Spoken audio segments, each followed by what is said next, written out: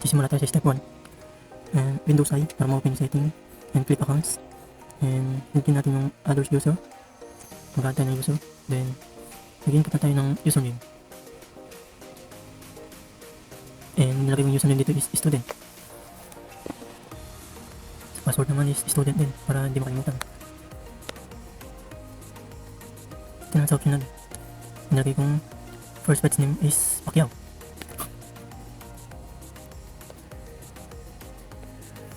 Sa childhood nickname ko naman is Toy dahil yan ang tapsan mula ng bata pa ko.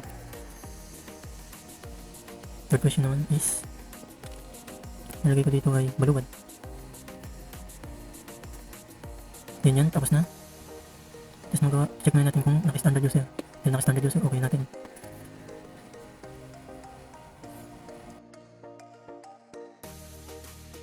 Next naman is gagawa tayo ng folder dito sa desktop. Tapos natin magawa ng folder, lalagay naman tayo ng laman o file.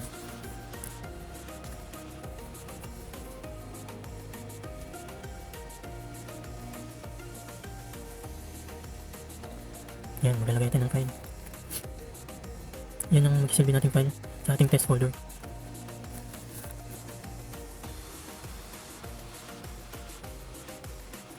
Tapos, paste. Copy lang natin yan, tapos paste na natin sa ginawang folder. Pagtapos naman na, mag-create na tayo ng properties para sa standard user. Click lang natin yung properties and security tab. Then click natin yung edit at mag-add tayo ng bagong user account. At tapos, okay na natin.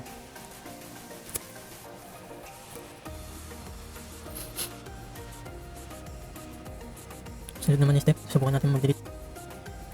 Susubukan natin kung maka-delete si standard user. Maglagaw tayo sa admin and maglagay naman tayo sa standard user. Input lang natin yung password.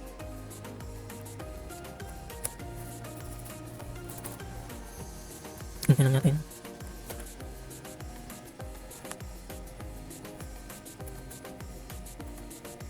Yan, malapit na.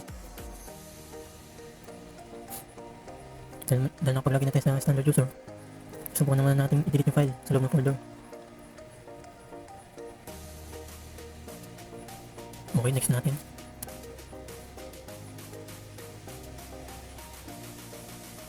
Yan. Open naman natin yung folder niyan. Subukan natin i-delete.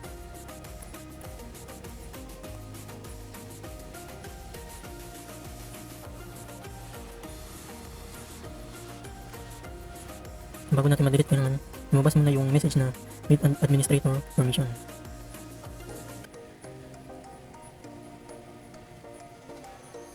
Yun, nakita na. Admin permissions. Next natin. Balik tayo sa administrator account. Balik natin sa administrator account.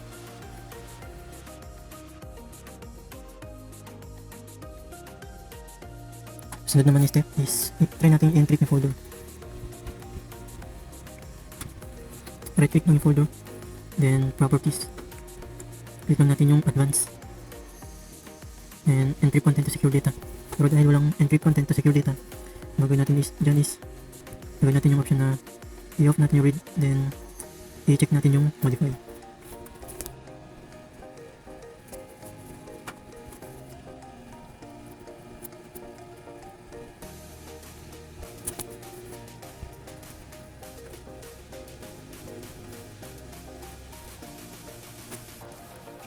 Then lagot tayo.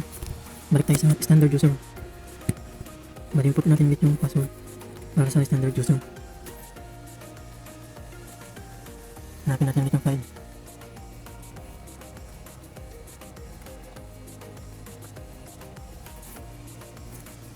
Then click lang natin yung test folder. Dapat hindi ito may read. Yun, then mabas. Yan yung permission na hindi na dapat may read.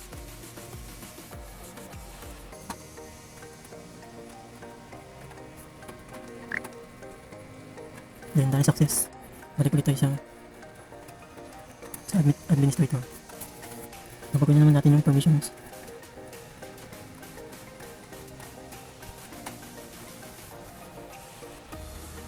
Right click ulit natin yung folder, pupunta sa properties, then security tab. Security tab. Piliin lang natin yung standard user. And then edit. Check lang natin yung modify. Then, check natin read, then apply.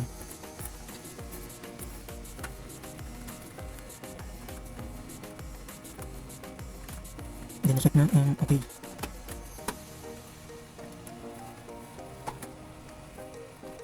Then, lagot na naman tayo. Then, diretso na naman sa standard user.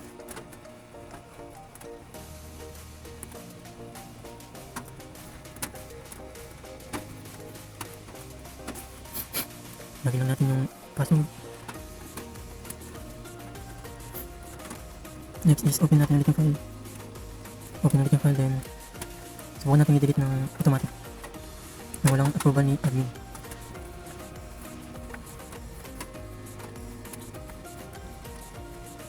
So yun, success. Wala yung file. So naman tayo sa link step.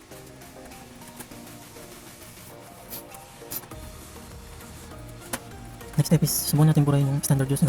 Mabalik tayo sa admin account.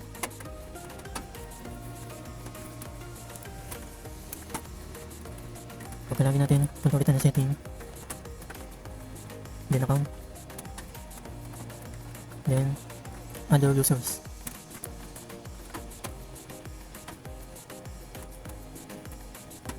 Yan. Hindi natin ma-remove.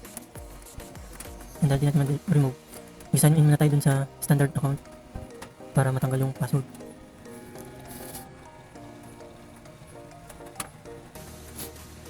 Balik ulit sa standard account.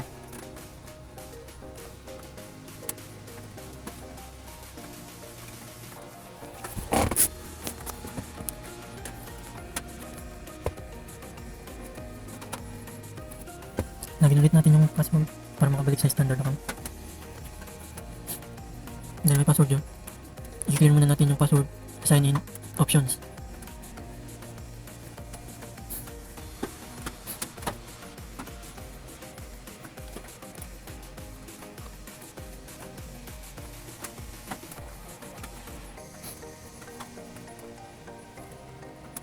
Then, dito lang natin yung sign in options.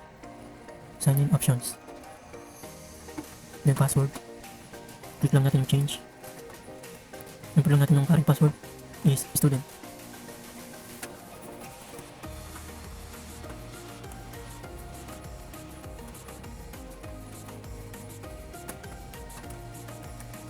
Input lang yung student. Then next. Then gawin natin yung leave it lang. Then next. And finish. Then logout naman tayo. Balik na naman tayo sa admin account.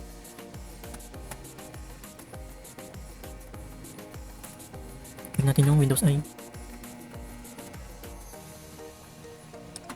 Then accounts. Then other users. Click natin student, then remove. And okay.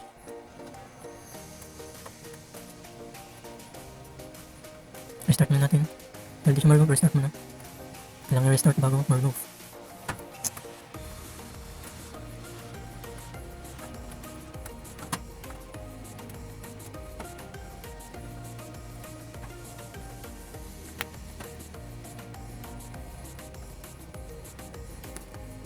Then restart na natin.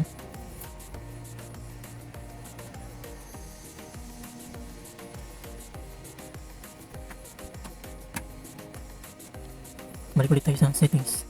Windows I. Click lang natin yung Windows I. Then accounts. Other users. Click lang natin student. Then remove. Then yun na. Nag-restart tayo. Pwede natin ma-delete.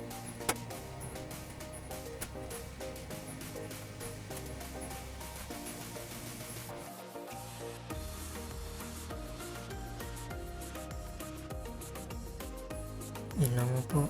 Thanks for watching.